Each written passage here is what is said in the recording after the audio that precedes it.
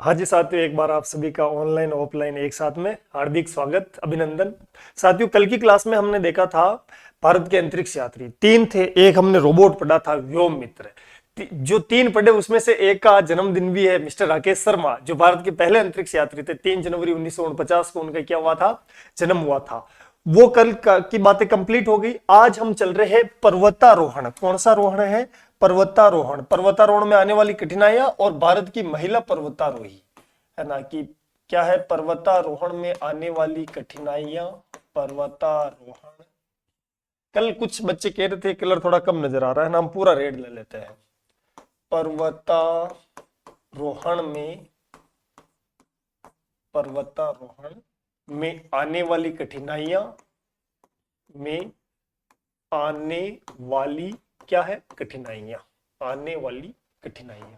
तो हम इसको एक काम करेंगे, दो पार्ट में कर देंगे। एक में तो कठिनाइयां पढ़ लेते हैं, है ना, और इसके साथ में उपकरण पढ़ लेंगे कि वहां ऊपर चढ़ेंगे तो क्या क्या काम आएंगे, और उसके बाद में जो भारत की प्रमुख महिला पर्वतारोही है उसको पढ़ लेंगे। ठीक है, तो पहला जो हमारा टॉपिक है यह है कि पर्वतारोहण में आने वाली कठिनाइयां और उसके बाद क्या है, उसके उपकरण। तो देखो यार, पर्वतारोहण में देखो सबसे पहले कठिनाई आप खुद हो, मान लो ऊपर चढ़ रहे हो, तो ऊपर चढ़ने पर सबसे पहले जो समस्या है कि देखो ये कुछ लोग चढ़ रहे, आप देखो ऐसे चढ़ते चढ़ते चढ़ते ऊपर गए, अभी तो फोटो में कट गया ये शीर्ष भाग। अब यहां पर जाओगे ना तो वायुमंडलीय दाब कम पड़ जाएगा। क्या कम पड़ जाएगा? एटमॉस्फेयर, वायुमंडलीय दाब कम पड़ जाएगा। आपने कई बार ये एक लॉजिक नहीं सुना क्या? क्या कारण है कि पर्वतों के ऊपर या उनकी चोटी ऊपर दाल को पकाने पर, है ना, प्रेशर कुकर में, है ना, वो पकती नहीं है, तो उसका कारण ये वायुमंडलीय दाब ही होता है ना। सीटी तो लग जाती है पर वो कच्ची रह जाती है। ओके, तो देखो यार, पहली समस्या तो ये आती है कि यहां जैसे जैसे आप ऊपर जाओगे तो देखो एक तो आदमी यहां खड़ा है, तो या इतनी वायु इसके ऊपर क्या लगा रही है, दाब लगा रही है, और एक आदमी यहां जाके खड़ा है, तब ऊपर से कहां से इसके ऊपर लगाएगी। तो पहली समस्या होती है कि वायुमंडलीय दाब में कमी आ जाती है, एटमॉस्फेयर प्रेशर लो हो जाता है। कौन सा प्रेशर लो हो जाता है? एटमॉस्फेयर प्रेशर आपका क्या हो जाता है, लो हो जाता है। ठीक है जी, ओके। तो हम पहली कठिनाई लिख लेते हैं। पहली कठिनाई क्या है? वायुमंडलीय,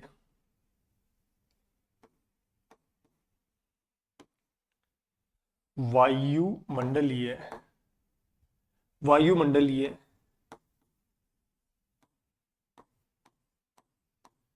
वायुमंडलीय दाब कम पड़ जाता है। वायुमंडलीय दाब कम पड़ जाता है। क्या कह रहे हो? ठंड भी ज्यादा लगती है ऊपर जाने के बाद?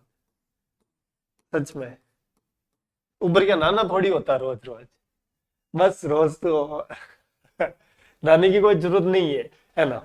वायुमंडलीय प्रेशर क्या हो गया आपके, कम पड़ गया। दूसरी समस्या यहां ये उत्पन्न होती है कि जैसे जैसे आदमी ऊपर जाएगा, जैसे जैसे आदमी ऊपर जाएगा ऑक्सीजन कम पड़ती जाएगी, ऑक्सीजन मिलना कम पड़ जाएगी। और यार, जब ऑक्सीजन आदमी को कम मिलती है तो नाकों से खून आने लग जाते हैं। नाकों से क्या आने लग जाते हैं? खून। ऑक्सीजन की कमी, नाक से खून आना, इसको एक बीमारी कहते हैं जिसका नाम है तुंगता बीमारी। क्या नाम है? तुंगता बीमारी। तुंगता बीमारी का मतलब होता है कि एपोक्सिया, ऑक्सीजन की कमी, एपोक्सिया, है ना, ऑक्सीजन की क्या है, कमी है ना। तो हम ऐसे लिखेंगे, ऑक्सीजन की कमी हो जाती है, ऑक्सीजन की, हाँ तो लिखो साथ साथ में लिख लो फटाफट। ऑक्सीजन की कमी हो जाती है। फोटो आप कैसे बनाओगे? फोटो तो केवल देखना है बस। फोटो इस फोटो कैसे बनाओगे? यूं ही बीच में आप मेरे को पूछो रस्सियां कितनी बनानी है, ये नहीं बनाना है ना। ऑक्सीजन की कमी हो जाती है। किसकी कमी हो जाती है? ऑक्सीजन की कमी हो जाती है। नाक से खून आते हैं, नाक से खून आने लगते हैं, खून आने लगते हैं, जिसे तुंगता, वेरी इंपॉर्टेंट बात, जिसे क्या कहते हैं? तुंगता, यानी कि एपोक्सिया कहते हैं। एपोक्सिया, जिसे क्या बोलते हैं? एपोक्सिया कहते हैं।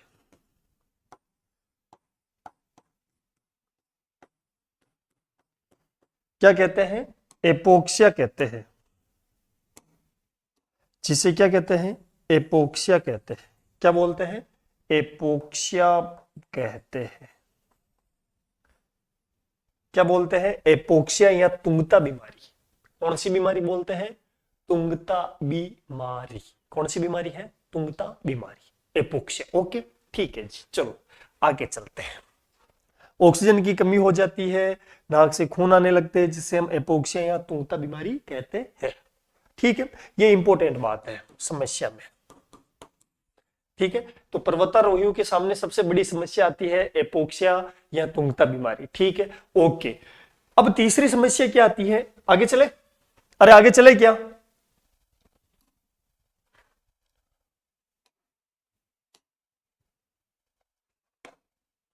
तीसरी समस्या आती है आदमी के सामने हिमस्खलन। कौन सा स्खलन?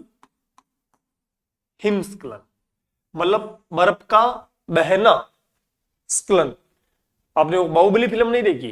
बाहुबली फर्स्ट में वो उसकी बाहुबली की उसकी क्या नाम है, अमरेंद्र, वो उसका विरोधी आदमी जो उसकी माँ को बंदी बना के रखता है, क्या नाम था उसका? भलाल देव, है ना? तो भलाल देव जो है ना, भलाल देव बाहुबली को अनुदेव सेना को पकड़ने के लिए भेजता है, तो वो चट्टान को तोड़ करके उसकी नाव बना देता है और उसमें बैठ के भाग जाते। फिर पीछे से बर्फ का बड़ा तूफान आता है। तो वो बर्फ का तूफान आया जो, वो क्या हुआ? हिमस्खलन हुआ।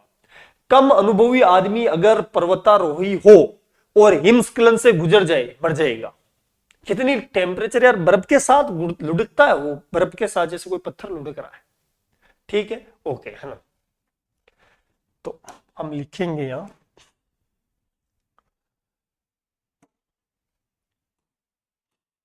बर्फीले पर्वतों पर, बर्फीले पर्वतों पर हिमस्खलन की अत्यधिक समस्या होती है। अत्यधिक समस्या होती है। किसकी समस्या होती है? हिमस्खलन की अत्यधिक समस्या होती है। किसकी समस्या होती है? हिमस्खलन की आपके समस्या होती है। इवन मृत्यु भी हो सकती है। क्या हो सकती है? मृत्यु, है ना? बच जाए तो उसकी किस्मत है, अगर बढ़िया मुहूर्त पे घर से निकला हो तो। बाकी मृत्यु होने के चांसेस आपके पूरे रहते हैं। ओके, ठीक है। टेम्परेचर ज्यादा रहता, कम रहता? बहुत लो टेम्परेचर, न्यूनतम तापमान, न्यूनतम तापमान, न्यूनतम तापमान अगर बर्फीला या बर्फ वाला पर्वत हो, तो जैसे अरावली पे चढ़े कोई, तो यहाँ पर कोई बर्फ और टेम्परेचर आ ही रहेगा, है ना? ठीक है, ओके। अगर कम अनुभवी आदमी वो फिसल जाए तो मृत्यु निश्चित, है ना? पांचवी समस्या क्या है? फिसलन।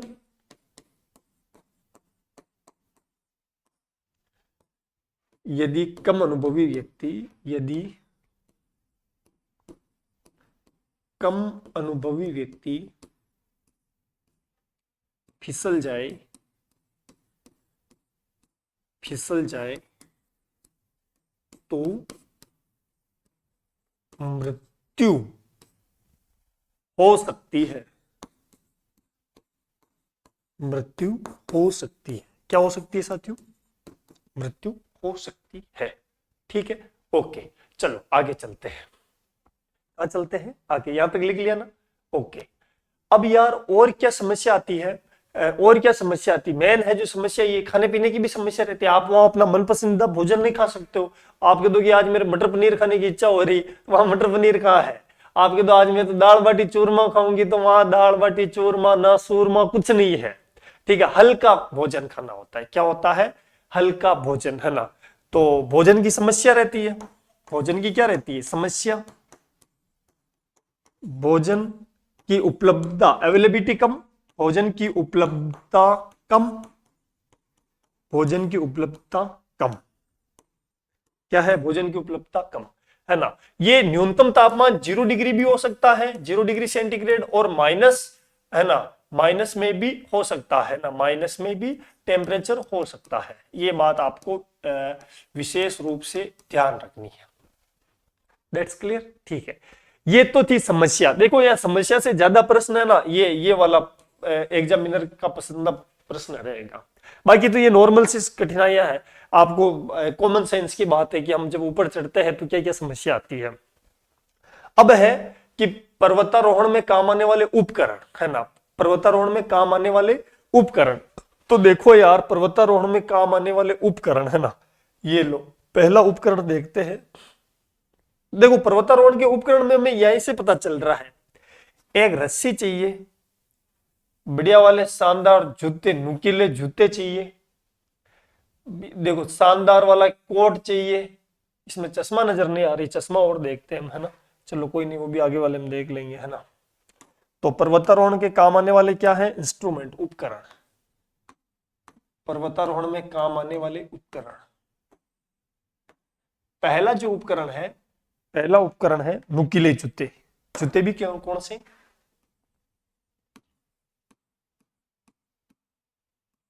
नुकीले जूते। कौन से जूते साथियों, नुकीले जूते। नुकीले जूते फिसलन से बचने के लिए। भाई हमारे जैसे नॉर्मल स्पोर्ट्स जूते पहन के चले जाए, ऊपर से गिले हो जाएंगे, नीचे से स्लिप हो जाएंगे, वो वहां, ये नीचे, खत्म, है ना। तो सबसे पहले क्या चाहिए, नुकीले जूते जो बर्फ में चिपक अंदर चला जाए, है ना। तो ये फिसलन को रोकते हैं, किसको रोकते हैं, फिसलन को रोकते हैं, या फिसलने से रोकते हैं, फिसलने से रोकते हैं।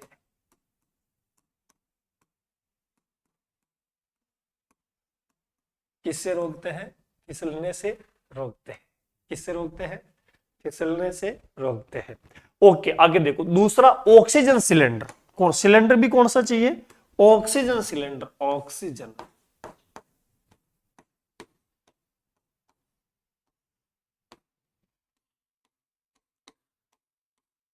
Oxygen cylinder. क्योंकि ऊपर ऊपर जैसे जैसे ऊपर जाते हैं, देखो समस्या कौन सी हो रही है, एपोक्सिया। इससे बचने के लिए, इससे बचने के लिए हमारे पास क्या चाहिए, एक सिलेंडर जिसके अंदर क्या हो, पर्याप्त मात्रा में ऑक्सीजन हो, पर्याप्त मात्रा में क्या हो, ऑक्सीजन हो। अब यार ये जो ऑक्सीजन सिलेंडर है एपोक्सिया से बचने के लिए होता, पहली बात तो। और दूसरी बात यार, उसका तो वजन बहुत ज्यादा होता है ना, और उसमें वजन बहुत होता है। तो वजन जो वो होता है, उस वजन को कम करने के लिए ऑक्सीजन के साथ में वेरी इंपॉर्टेंट हीलियम गैस मिला देते हैं। कौन सी गैस मिला देते हैं, हीलियम गैस। तो ऑक्सीजन सिलेंडर एपोक्सिया से बचने के लिए, पहली बात तो किससे बचने के लिए, एपोक्सिया से बचने के लिए।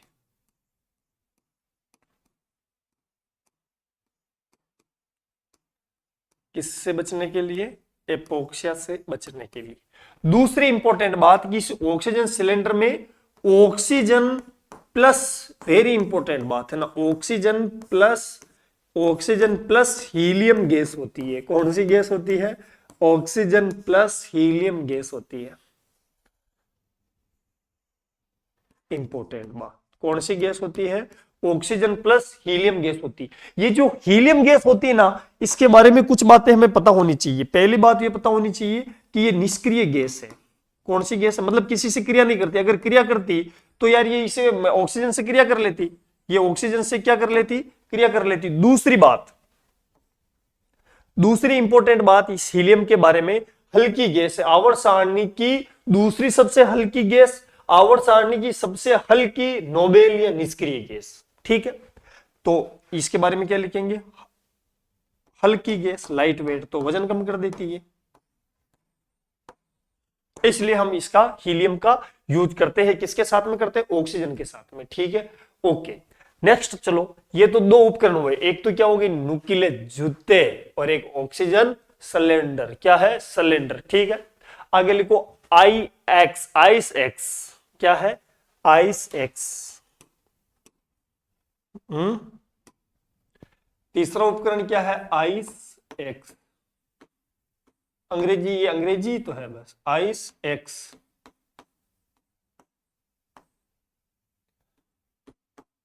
Ice axe, ice axe. यार ये आइस एक्स क्या है, हथौड़ा, हथौड़ा एक तरफ से तो यूं फंस जाए ऊपर लटकने के लिए, और एक तरफ से बर्फ को तोड़ने के लिए काम आए, छोटा रास्ता उसका कोई बनाने के लिए। तो एक विशेष हथौड़ा जो बर्फ को तोड़ने और उस बर्फ में फंसाने के लिए काम आए, उसका क्या नाम है? Ice axe. ये हथौड़ा है, क्या है? हथौड़ा है ना, एक विशेष प्रकार का हथौड़ा, विशेष प्रकार का हथौड़ा,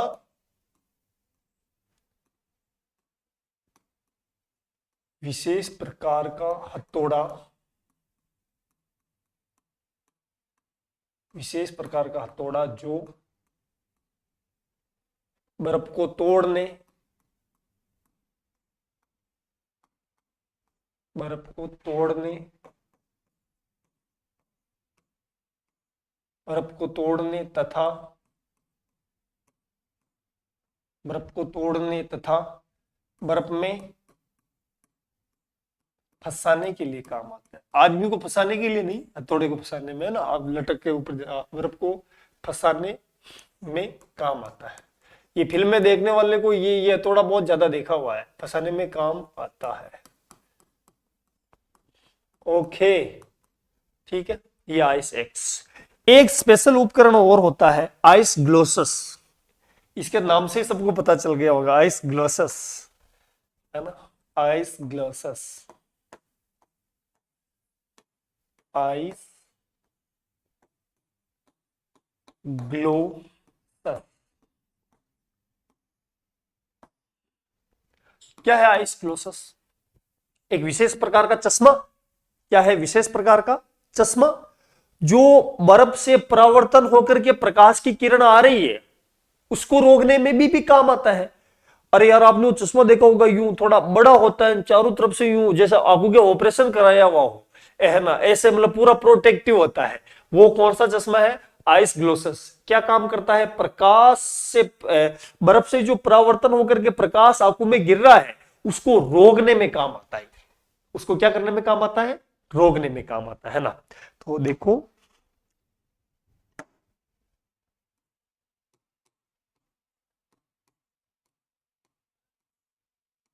विशेष चश्मा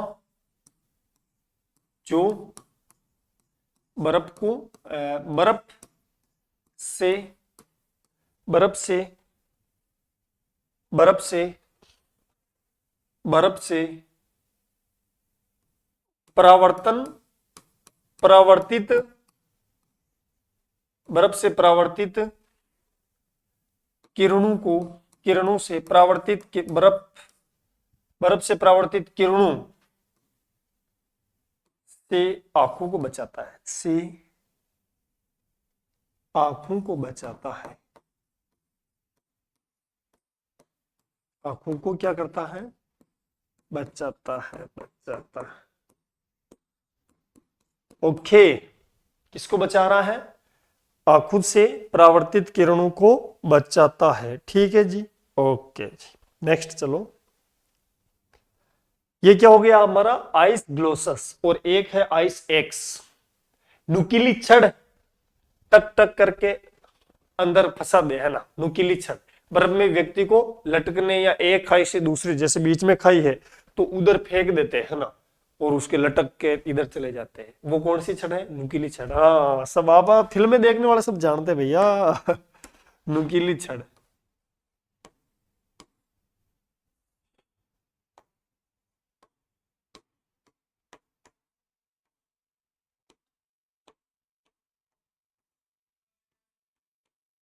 कौन सी छड़ है? नुकीली छड़, है ना, खाई पार करने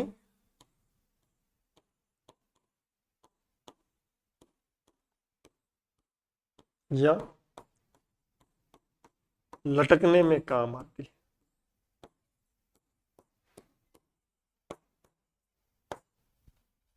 किसमें काम आती है? लटकने में काम आती है। किसमें काम आती है? लटकने में काम आती है। एक रस्सी भी चाहिए, और रस्सी यार हर कोई सी हो तो अच्छी नहीं, नायलॉन की चाहिए। कौन सी चाहिए? रस्सी नायलॉन की रस्सी। कौन सी रस्सी चाहिए? नायलॉन की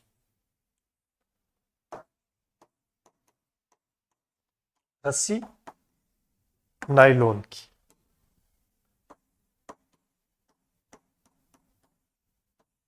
नायलॉन की बनी हुई।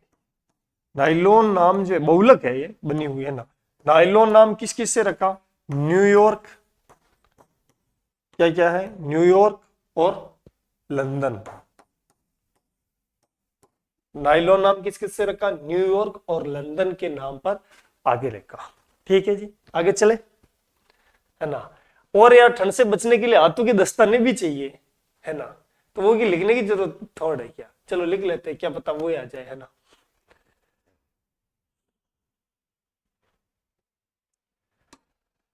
हाथों के दस्ताने, यार पैरों के नहीं चाहिए, पैरों में तो जूते हैं ना, नुकीले जूते पहन रखे, है ना।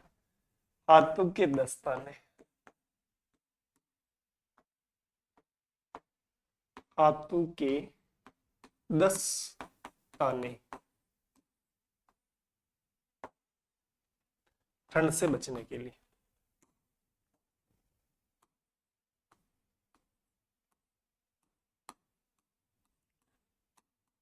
ठंड से बचने के लिए,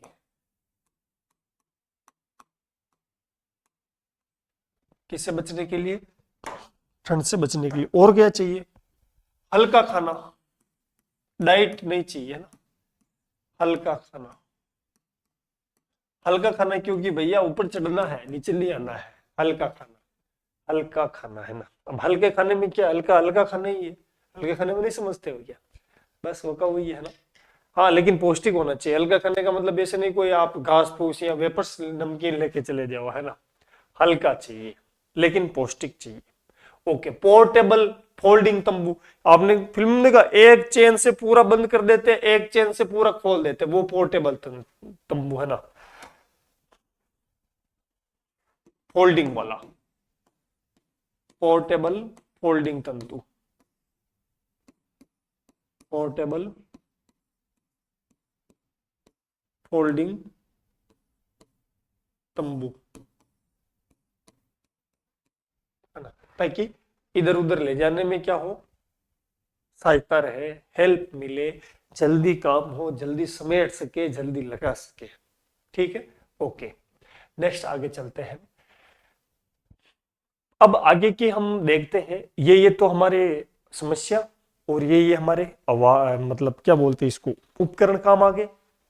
अब यार कि हमारे टॉपिक में ऐसे भी और मेंशन कर रखा है कि भारत के महिला अंतरिक्ष यात्री, पुरुष नहीं, बढ़िया किया पुरुष नहीं किया, बाकी बहुत हो जाते, सिर्फ महिला गिनी चुनी है ना।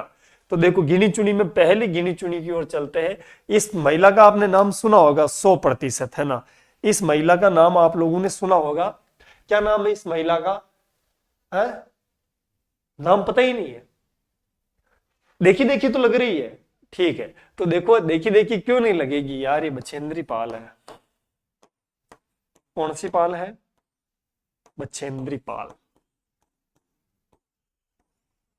कौन सी पाल है? बछेंद्री पाल। ओके। जन्म उत्तराखंड, कहा हुआ? उत्तरकाशी जिला, है ना। तो देखो,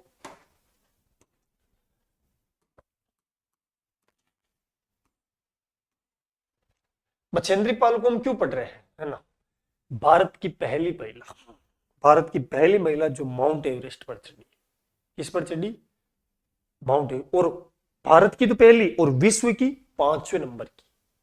इससे पहले पूरे विश्व में से भी 4 महिलाएं चली। भाई दूसरों के तो ज्यादा लेना देना ही क्या, हिमालय के पड़ोसी देशों वालों के लेना देना है। ये लोड ये तो नेपाल वाले उठाते हैं या भारत वाले उठाते हैं। ठीक है, तो देखो, है ना, ये एथलेटिक्स की खिलाड़ी थी, बिल्कुल थी एथलेटिक्स की, है ना, एथलेटिक्स की खिलाड़ी थी ये। तो जन्म 1954, 1954 उत्तराखंड में, उत्तरकाशी जिला था उत्तराखंड में,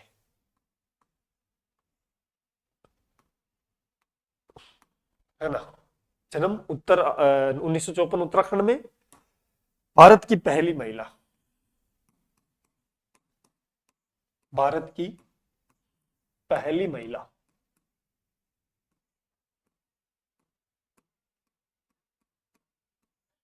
जो भारत की पहली महिला जो भारत की पहली महिला जो माउंट एवरेस्ट फतेह किया।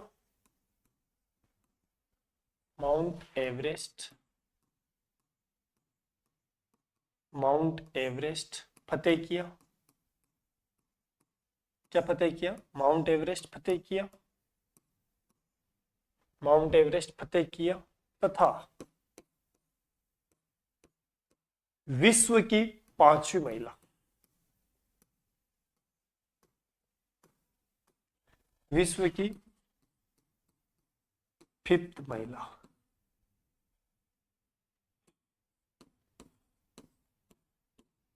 विश्व की क्या है? 5वीं महिला कौन है? बछेंद्री पाल। ठीक है। अब यार इसको चढ़ने के लिए वो काफी आर्थिक संसाधन भी चाहिए, पैसा भी चाहिए, इतना सारा सामान भी चाहिए, भी हमने पढ़ा जो। तो इसको टाटा इंस्टीट्यूट ने सहयोग दिया। कौन से इंस्टीट्यूट ने? टाटा इंस्टीट्यूट ने, है ना। तो हम लिखेंगे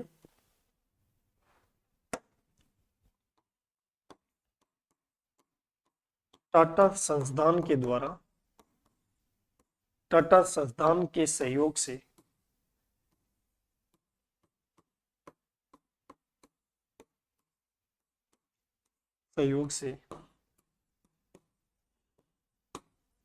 ऊपर चढ़ी। अभी रतन जी नए नए लेटेस्ट एक्सपायर हुए, तो क्या पता एग्जामिनर की सिंपैथी जाग जाए और कह दे कि नहीं मैं तो टाटा जी के सम्मान में पूछूंगा, फिर हम कुछ नहीं कर सकते। कि बछेंद्री पाल को ऊपर चढ़ने के लिए सहयोग किस संस्थान ने किया? राल्को, नाल्को, टाटा, अडानी, कुछ भी पूछ सकते हैं, है ना। ठीक। तो ये भारत के लिए बड़े गर्व की बात है। कब चढ़ी? कौन? ये कब चढ़ी? तो ये भी हम याद कर सकते हैं, ऐसी कोई बात नहीं है। तो ये चढ़ी मई 1984 में, 1984 में, मई 1984 में माउंट एवरेस्ट फतेह किया, एवरेस्ट फतेह किया, एवरेस्ट फतेह किया।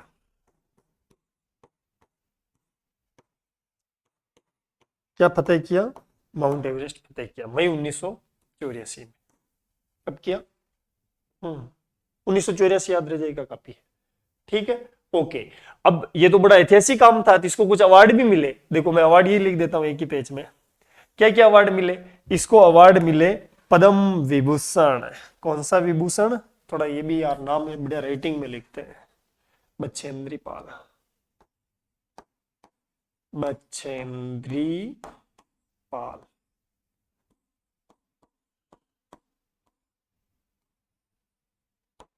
कौन सी पाल है? बछेंद्री पाल, है ना। बड़ी गर्व की बात है, भारत की पहली महिला, तो कुछ तो अवार्ड मिलेगा। तो पद्म श्री और पद्म विभूषण दिया गया इन्हें। एक तो क्या दिया गया? पद्म श्री,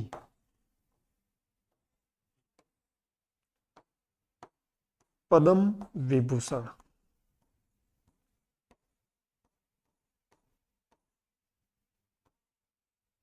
पद्म विभूषण और पद्म विभूषण। क्लियर? ये कौन है आपकी? बछेंद्री पाल। ठीक है, चलो जी आगे चलते हैं ना। नेक्स्ट, अरुणिमा सिन्हा। कौन है ये जो महिला दिख रही है आपको? इसका क्या नाम है? अरुणिमा सिन्हा, अरुणिमा सिन्हा। भाई साहब नारी शक्ति का बहुत बड़ा उदाहरण है। वॉलीबॉल की खिलाड़ी थी ये, यूपी के रहने वाली है अरुणिमा जी। एक रेल हादसे में पैर कट गया। पैर कटने के बाद भी, पैर कटने के बाद भी केवल माउंट एवरेस्ट पर नहीं, विश्व के सभी महाद्वीपों की ऊंची चोटी पर चढ़ने वाली प्रथम महिला जिसके पैर नहीं है। 2013 में इन्होंने माउंट एवरेस्ट फतेह किया। इसीलिए आज हम पढ़ रहे हैं। एक पैर नहीं है, क्या नहीं है? पैर। फिर भी सातों महाद्वीपों की सातों ऊंची चोटियों पर चढ़ी है। कौन? अरुणिमा सिन्हा। वॉलीबॉल की खिलाड़ी थी ये, यूपी उत्तर प्रदेश की रहने वाली। कोई छोटी मोटी चीज नहीं थी ये। आपके चारों हाथ पैर है फिर भी नहीं चढ़ोगे आप, ना तो रही नहीं वो ठंड में, वहां चढ़ जाओगे। तो अरुणिमा सिन्हा, है ना। अरुणिमा सिन्हा के बारे में हम क्या पढ़ेंगे? देखो जन्म जो है ना, ज्यादा याद रखने की जरूरत नहीं है ना। जन्म याद रखने की जरूरत नहीं, सिर्फ इतना यूपी में जन्म हुआ है ना, जन्म स्थान। वो तो वो ऐतिहासिक है ना, उसीलिए उसका लिखा है उस जन्म उत्तर प्रदेश, यूपी।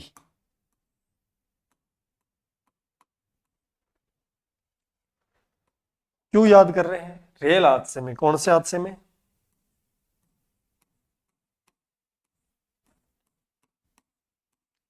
रेल हादसे में पैर कट गया। क्या कट गया? पैर कट गया। इसके बावजूद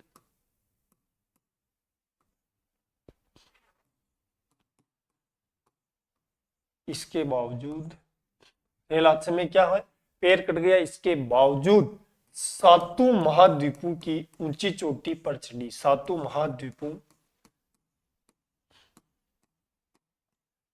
महाद्वीपों की ऊंची चोटी को फतेह किया। ऊंची चोटी को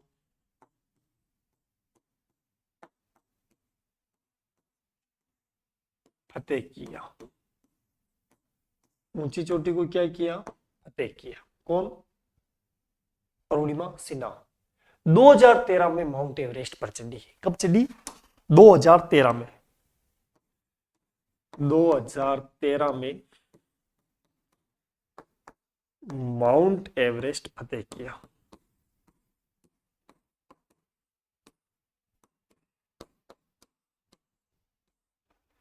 माउंट एवरेस्ट फतेह किया। क्या फतेह किया? माउंट एवरेस्ट फतेह किया। ठीक है, ओके। चलो नेक्स्ट देखते हैं। अरुणिमा सिन्हा कंप्लीट। नेक्स्ट देखते हैं अग्रवाल मैडम। कौन सी मैडम? अग्रवाल मैडम। और कौन से अग्रवाल है? प्रेमलता जी। प्रेमलता जी का फोटो नहीं है, चलो कोई बात नहीं, कोई दिक्कत नहीं, बिना फोटो के पढ़ लेंगे। तीसरी प्रेमलता अग्रवाल। कौन सी है? अग्रवाल। कौन सी अग्रवाल है? प्रेमलता अग्रवाल।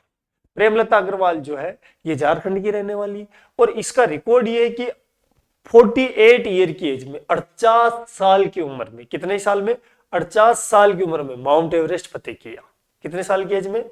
माउंट एवरेस्ट को 48 साल की एज में इन्होंने फतेह किया। और सबसे बड़ी बात है कि ये भी सातों महाद्वीपों पर चढ़ने वाली महिला है, लेकिन ये एज बहुत ज्यादा देखो, इसीलिए हम इनको पढ़ रहे प्रेमलता, है ना। तो कहां के रहने वाले हैं मैडम? उत्तराखंड के निवासी। उत्तराखंड, है ना। सॉरी, उत्तराखंड बोल रहा था बार बार में। उत्तराखंड के तो मैडम पहले आकर के चले गए, ये झारखंड के रहने वाले, है ना। और प्रेमलता जी ने 48 वर्ष की उम्र में 48 वर्ष की उम्र में 48 वर्ष की उम्र में माउंट एवरेस्ट फतेह किया।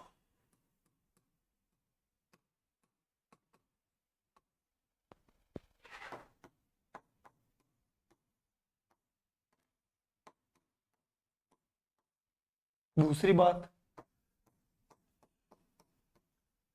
सातों महाद्वीपों के सातों महाद्वीपों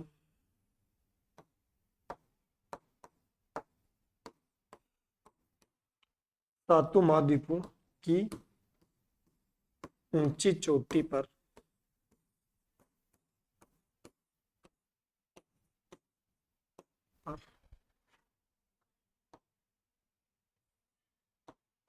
गई। कौन गई?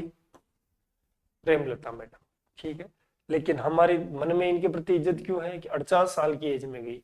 इस एज की मेरी मम्मी भी होगी, लेकिन भाई साहब अब तो हृदय ही नहीं रही है ना। माउंट एवरेस्ट तो छोड़ो, ये हिम है, हिमाचल भी नहीं जाए, उत्तराखंड भी नहीं जाए, हिमालय तो बहुत दूर की बात है, पर ये मैडम गए, है ना। चलो आगे चलो। संगीता बहल, है ना। अगले मैडम का क्या नाम है? संगीता बहल। संगीता संगीता संगीता ही नहीं है आज। संगीता नहीं है क्या? यार आना चाहिए था, तो माउंट एवरेस्ट पर चढ़ रही है, देखो ये संगीता। वो संगीता ठंड से यही नहीं आई।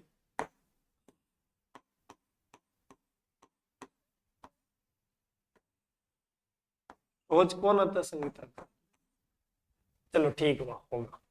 संगीता बहल। संगीता बहल बहल हमारे मन में इनके प्रति भी इसलिए इज्जत है कि ये 53 की एज में 2018 में माउंट एवरेस्ट पर चढ़ी। 53 की एज में 2018 है ना, 6 साल पहले, 6-7 साल पहले 53 ईयर की एज में वह चढ़ी। तो देखो संगीता बहल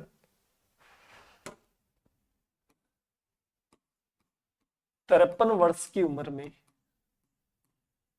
53 वर्ष की उम्र में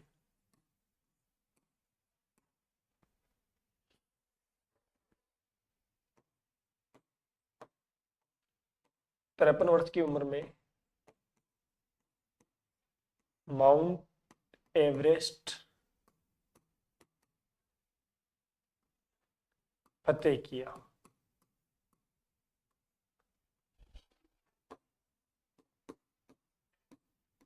कब किया? 2018 में। कब किया? 2018 में। ठीक है, तो ये कश्मीर की रहने वाली है ना, कश्मीर, कश्मीर सबका ये याद रखने का ये जरूरत नहीं है कौन, ठीक है कश्मीर के, ठीक है, ओके। चलो, है ना, संगीता बहल कहाँ की रहने वाली है? जम्मू एंड कश्मीर की। मैंने सिर्फ कश्मीर लिखा है ना, आप यूं मत समझना कि वो अब 3 अलग अलग हो गए तो वहां के जम्मू कश्मीर की है। ठीक है, एक और आगे मैडम है मालावत पूर्णा। क्या नाम है? मालावत पूर्णा। मालावत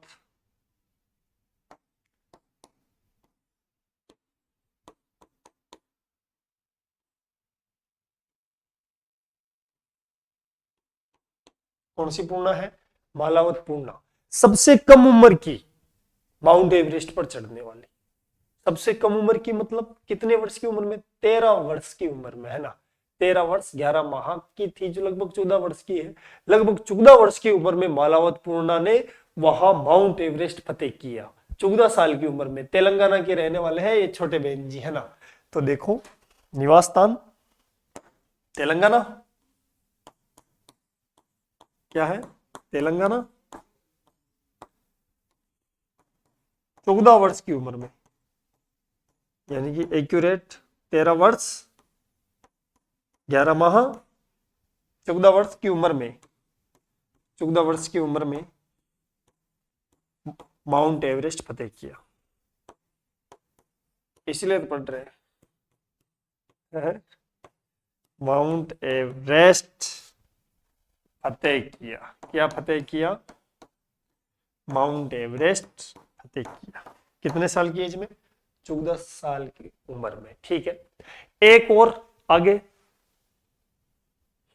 ये मैडम देखो, संतोष यादव। 11वीं क्लास में ये कोई अंग्रेजी में इनका पार्ट भी है, तो ये परीक्षा में आ सकता है।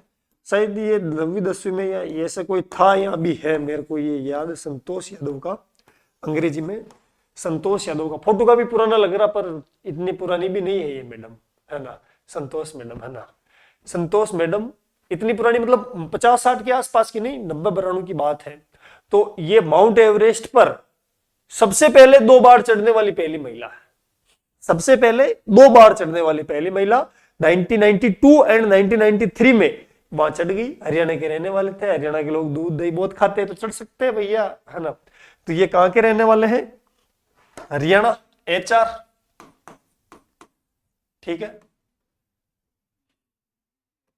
2 बार माउंट एवरेस्ट पर, 2 बार माउंट एवरेस्ट, 2 बार माउंट एवरेस्ट पर चढ़ने वाली, चढ़ने वाली प्रथम महिला, प्रथम महिला। 2 बार माउंट एवरेस्ट पर चढ़ने वाली प्रथम महिला। कब कब चढ़ी? 1992 और 1993। 1992 और 1993। टाइम हो गया, पर 2-5 मिनट और लेकर के ये टॉपिक खत्म होने वाला है, ये तो इसको खत्म कर देते हैं ना। हाँ, फिर आप अगले से 10 मिनट लेट आ जाएंगे, है ना। चलो, संतोष जी का काम खत्म, मतलब काम खत्म मतलब चढ़ गए। एक और है काम्या कार्तिकेयन, है ना। क्या है? काम्या कार्तिकेयन, है ना। तो देखो यार, काम्या कार्तिकेयन का भी एक रिकॉर्ड है। क्या नाम है? काम्या, काम्या कार्तिकेयन।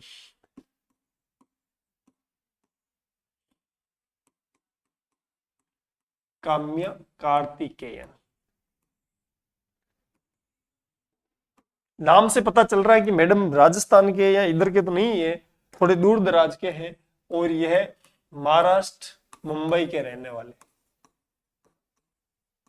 महाराष्ट्र मुंबई के रहने वाले। इन्होंने ऐसा क्या किया, हम इनको पढ़ रहे हैं भैया जी 12 वर्ष की उम्र में, कितने वर्ष की उम्र में, 12 वर्ष की उम्र में दक्षिण अमेरिका की सर्वोच्च चोटी पर चढ़ने वाली लड़की, सबसे कम उम्र की, दक्षिण अमेरिका की सबसे ऊंची चोटी पर सबसे कम उम्र में चढ़ने वाली पहली महिला कौन है, काम्या कार्तिकेयन। बेचारे दक्षिण अमेरिका वाले अपने जीके में पढ़ते हैं, है ना, लेकिन हमें पता ही नहीं। अब इसीलिए तो ये जोड़ा कि भैया जी आप भी पढ़ो, है ना।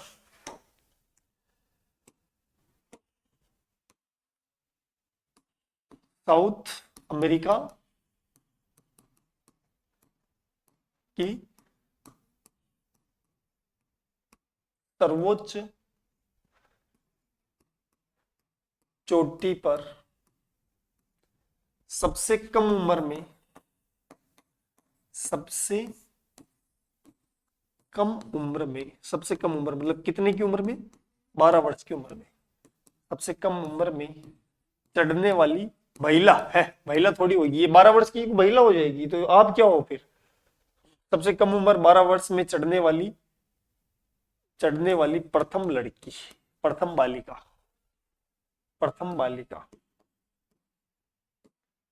प्रथम क्या है, बालिका,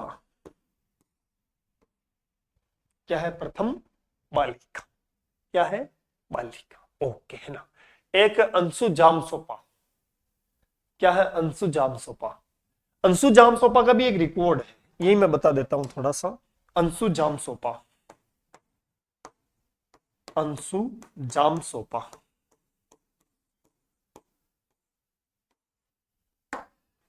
ये मैडम रहने वाले हैं अरुणाचल प्रदेश के,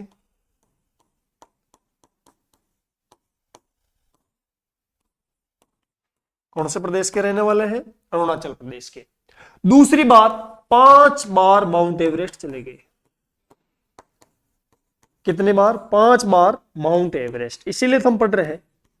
और सबसे बड़ी बात, एक सप्ताह में, कितने सप्ताह में, एक सप्ताह में 2 बार माउंट एवरेस्ट के, 2 बार माउंट एवरेस्ट के, 2 बार माउंट एवरेस्ट के,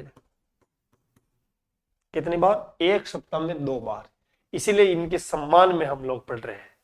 ये आपका जो है टॉपिक कौन सा, भारत की महिला पर्वतारोही, और दूसरा कि आपके इसमें काम आने वाली कठिन उपकरण, कठिनाइयां वाला जो टॉपिक है कंप्लीट है।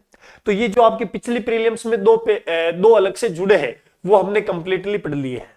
ओके, अब हम अगला कोई और चर्चा करेंगे। अब आपके और कौन सा ऑफलाइन आपके कौन से टॉपिक रह रहे हैं पर्यावरण उद्यान में, वस्त्र कपड़ा आवास कंप्लीट, कल्चर कंप्लीट, भूगोल वाले जो टॉपिक थे वो कंप्लीट, साइंस कंप्लीट, ये दोनों नए टॉपिक कंप्लीट, जल वाला कंप्लीट, छठा टॉपिक रह रहा है ना, छठी यूनिट, लास्ट यूनिट रह रही है पर्यावरण अध्ययन की संकल्पना अंतर संबंध। हाँ वो तो ज्यादा बड़ी नहीं है। चलो ठीक है साथियों, okay, thank you so much, मिलते हैं वापस जल्द कुछ समय बाद।